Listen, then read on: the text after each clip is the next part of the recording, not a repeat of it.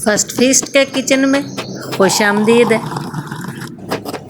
सबसे पहले आप चैनल को सब्सक्राइब कर दें, बेल आइकन भी दबा दें ताकि नई नई वीडियोज़ आप तक पहुंचती रहें।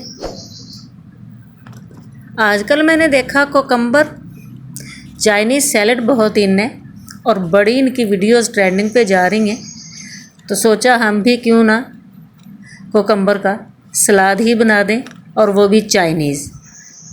तो बिल्कुल वैसे हम भी बना के देखते हैं।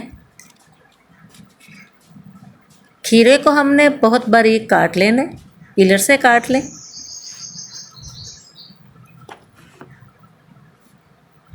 और इसमें जाएंगे थोड़े टमाटर, बहुत बारीक नहीं काटना है, थोड़ा मोटा काटना है।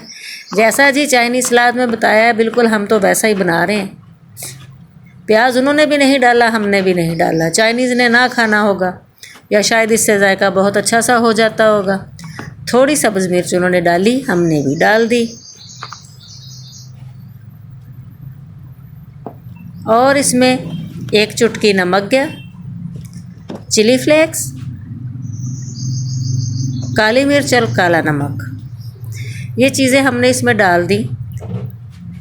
और इसमें अब जाएगी स्प्राइट, 7 अप या स्प्राइट।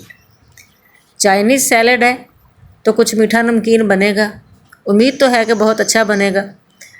चीनी पिसी हुई 1 चम्मच, एक छोटा चम्मच,